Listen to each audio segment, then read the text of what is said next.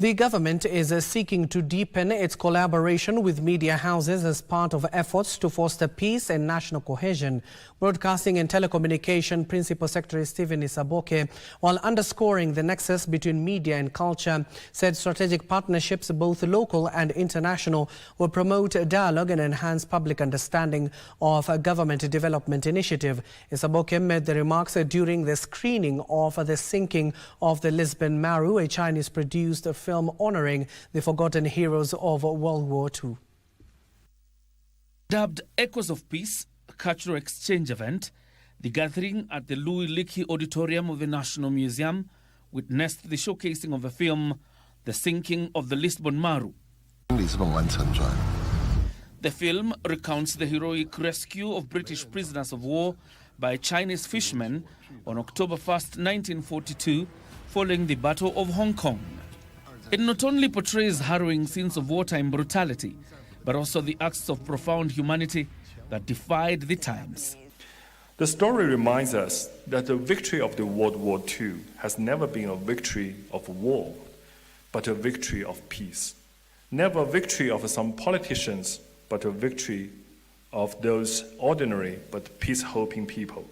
Broadcasting and Telecommunications PS Stephen Isaboke, who was the chief guest, reiterated the government's commitment to partnering with media platforms to advance peace-building efforts. Media is the voice of society, and when culture and media come together, they provide a strong foundation for peace, dialogue, and mutual understanding. So really an interface between culture and peace. Such a stories remind us that peace is never to be taken for granted. And I think it has always often been said in Kenya that sometimes we take our peace for granted until you travel to countries, some very close here. The PS announcing plans to strengthen the Department of Public Information to communicate the better progress of government initiatives. Recently, obviously, we have had challenges in terms of sometimes how we engage and sometimes how we communicate as government.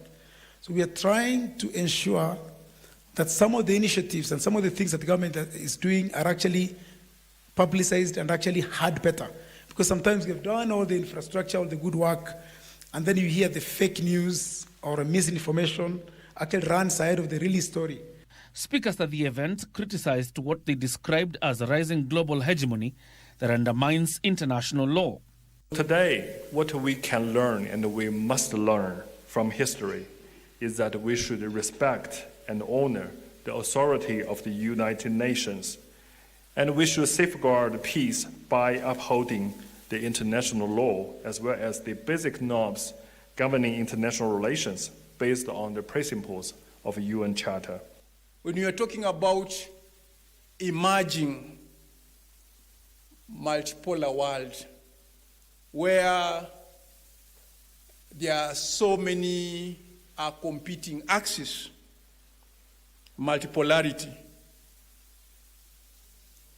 China has been pushing for a more justice and equitable global order.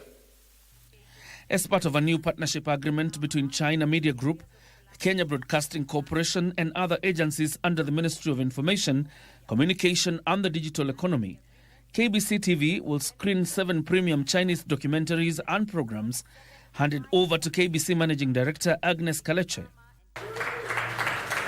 Additionally, 5 journalism students will benefit from internship placements with China Media Group. John Jacob Curia, The Lunchtime News.